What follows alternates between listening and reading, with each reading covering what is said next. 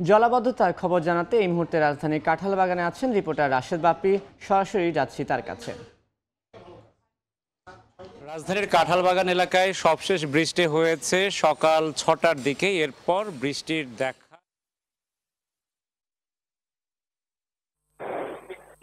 তারা যে বিষয়টি বলছেন যে কাঁঠাল বাগানে শুধু এই ঘূর্ণিঝড়ের প্রভাবে যে বৃষ্টি এবং তার এলাকার ফলে বাসিন্দা যারা আছেন তারা যে বিষয়টি বলছেন যে কাঁঠাল বাগানে শুধু এই ঘূর্ণিঝড়ের প্রভাবে যে বৃষ্টি এবং তার ফলে যে জলাবদ্ধতা তা কিন্তু নয়। এখানে জলাবদ্ধতা নিত্য নৈমিত্তিক ব্যাপার। কিছুক্ষণ বৃষ্টি হলেই জলাবদ্ধতা তৈরি হয় এবং আজকেও সেই একই তিক্ত অভিজ্ঞতার মধ্য দিয়ে যেতে হচ্ছে।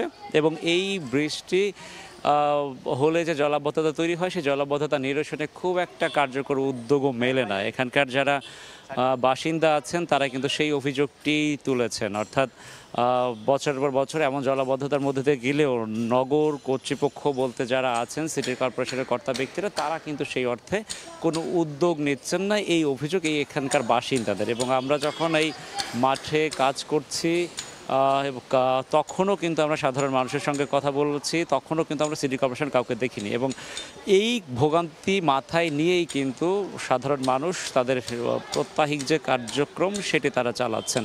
আমরা দেখতে পাচ্ছি যে মানুষ বাজার সদাই থেকে শুরু করে স্কুলগামী শিক্ষার্থীদের যাতায়াত, পাশাপাশি কর্মজীবী যারা আছেন প্রত্যেককেই কিন্তু এই ভোগান্তির মধ্যে দিয়ে যেতে হচ্ছে। এবং বৃষ্টি, আবারও বলতে হয় যে বৃষ্টি থেমে গিয়েছে, এখন থেকে প্রায় 4 ঘন্টা সময় হয়েছে, এখনও জলাবদ্ধতা কমেনি। পাশাপাশি এখানকার বাসিন্দা যারা আছেন তারা বলছেন এই যে জলাবদ্ধতা, বৃষ্টি যদি নাও হয় তাহলেও আরও 10 থেকে 12 ঘন্টা পর্যন্ত এরকম জলাবদ্ধ বা জলমগ্ন অবস্থায় তাদের থাকতে হবে। এটি হচ্ছে তাদের অভিজ্ঞতা, তিক্ত অভিজ্ঞতা বিগত বছরগুলোর। সুতরাং যারা নগর কর্তৃপক্ষ আছেন তারা এই বিষয়টি একটু সচেষ্ট হবেন, সেই প্রত্যাশা ভোগান্তির শিকার সাধারণ নাগরিকদের। এই ছিল আমার কাছে রাজধানীর কাঁঠালবাগান থেকে ঘূর্ণিঝড় পরবর্তী যে জলাবদ্ধতা তার সবশেষ খবর।